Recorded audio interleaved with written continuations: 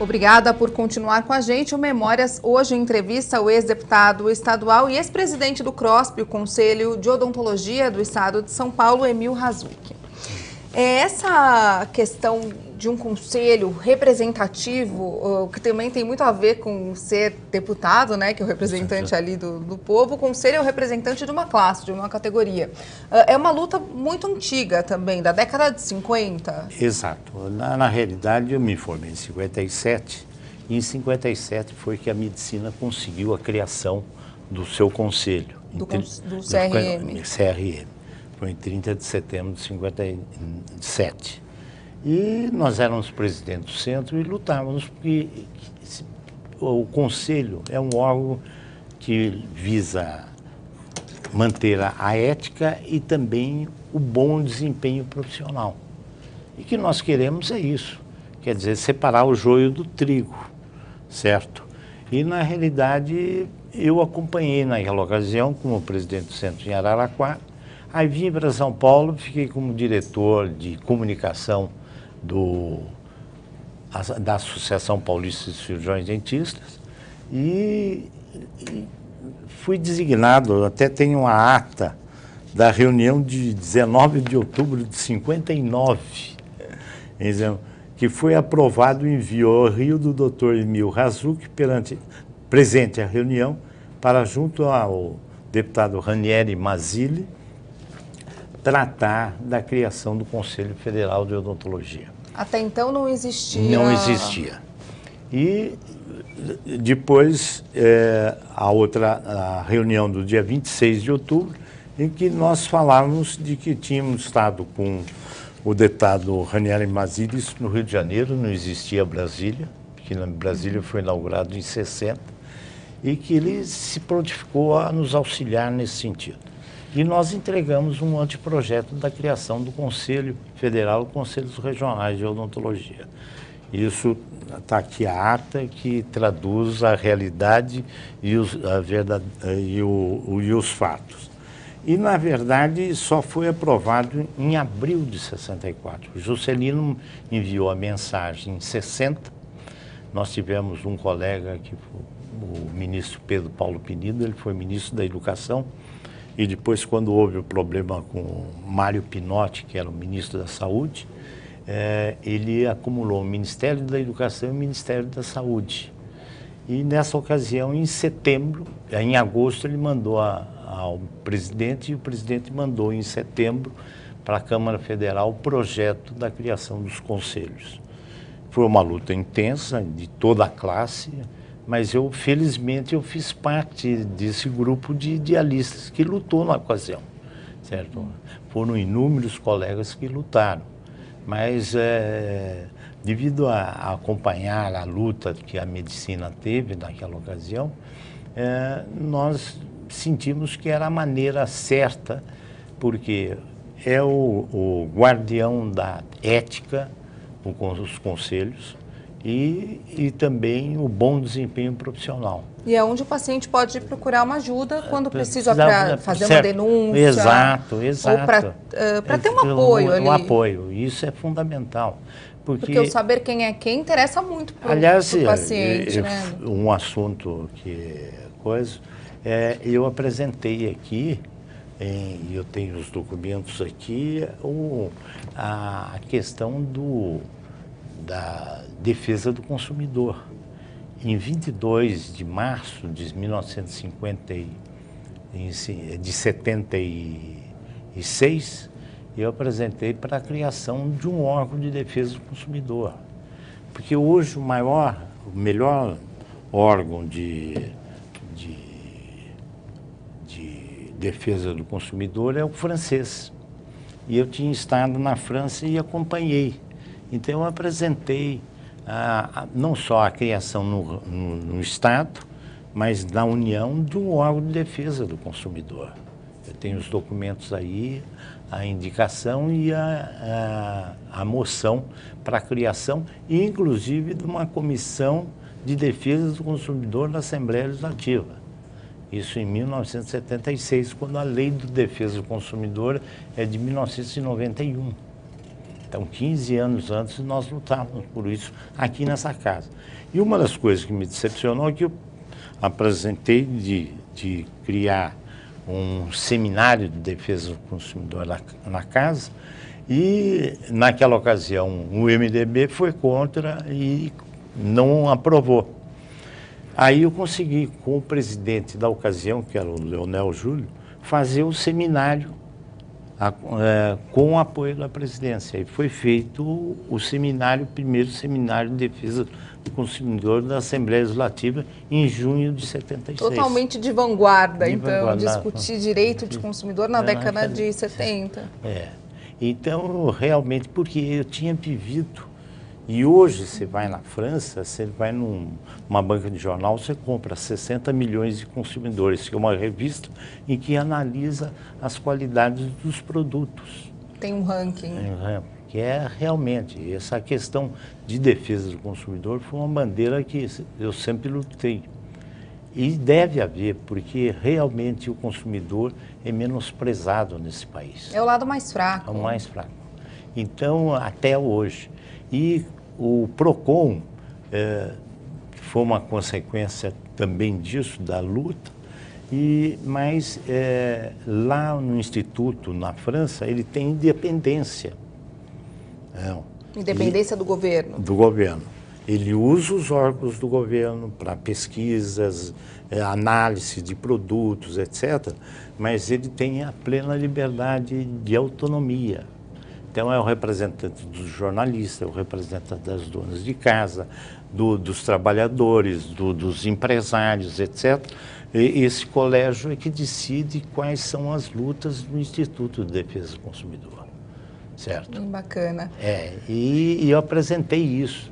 E, naquela ocasião, eu disse, não, porque foi apresentado por um deputado da Arena como se a ideia fosse deste ou daquele. Então, uma das frustrações que eu disse foi esta. Então, essas coisas é que não, você tem que ter um espírito aberto. Uma cabeça aberta. E que às vezes não tem. Não.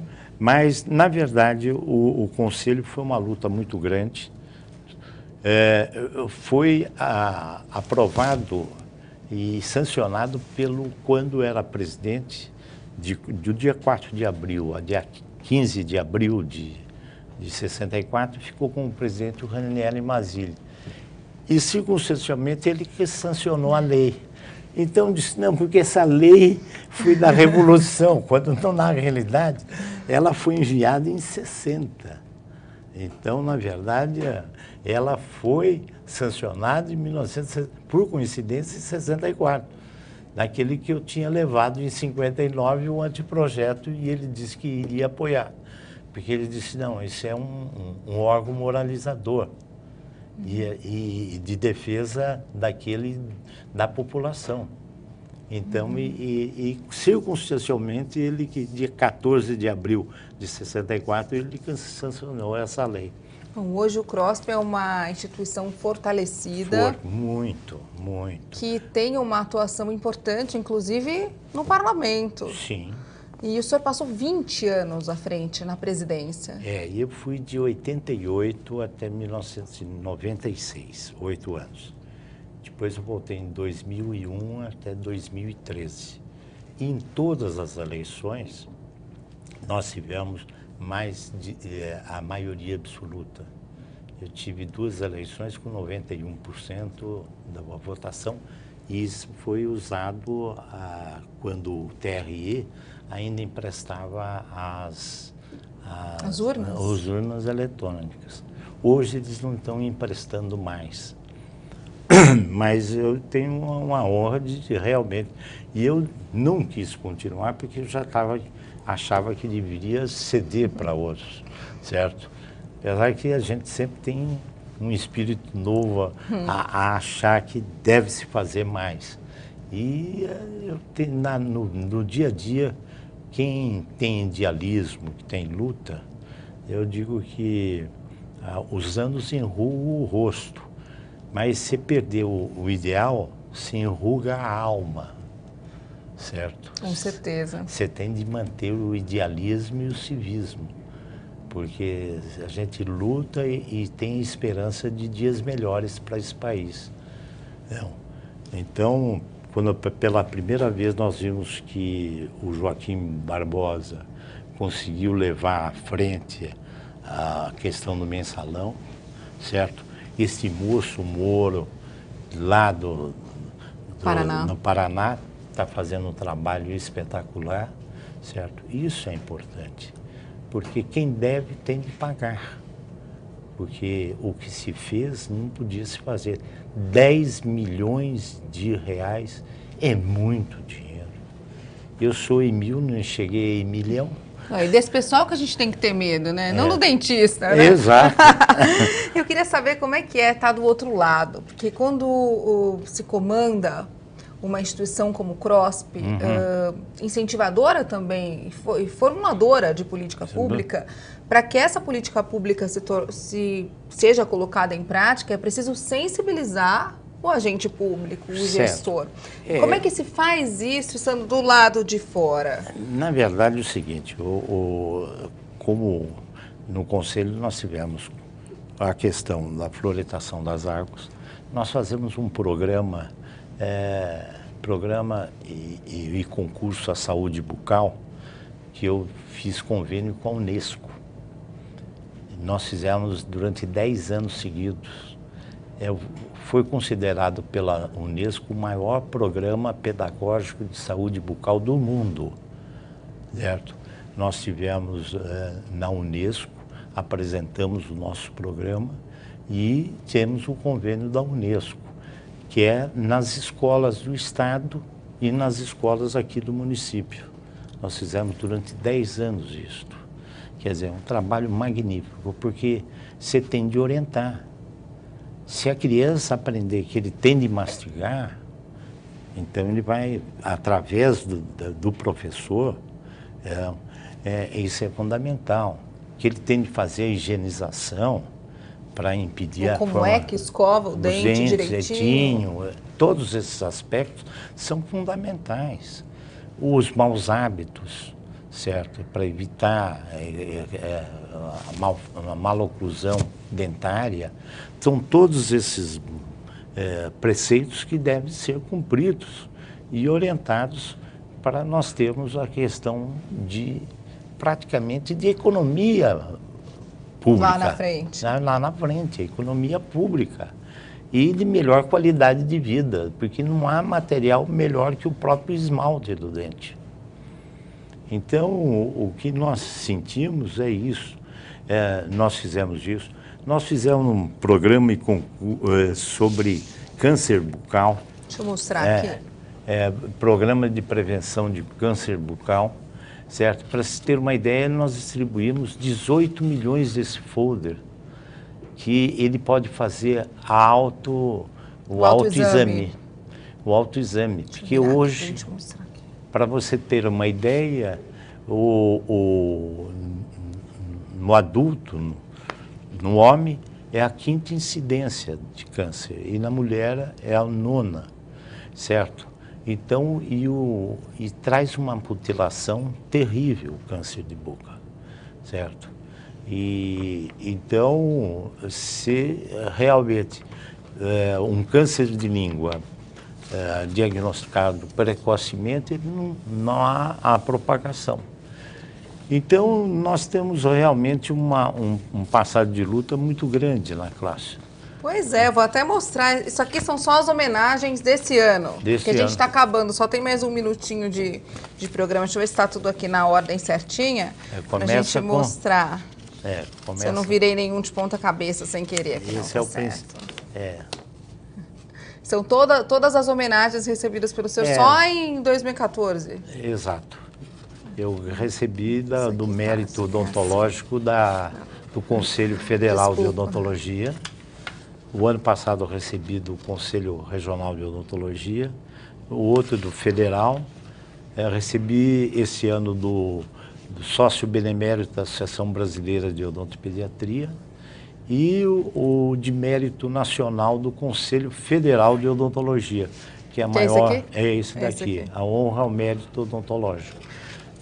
E recentemente, esses dias, eu recebi no Ceará outro prêmio também, a medalha de mérito odontológico. Olha, eu só tenho a agradecer a presença do senhor aqui, um dentista tão visionário. Muito obrigada. Eu que agradeço e quero cumprimentar a senhora, sua mãe, por uma filha tão brilhante. A doutora Maria Rita. A Maria Rita. Ela vai ficar toda.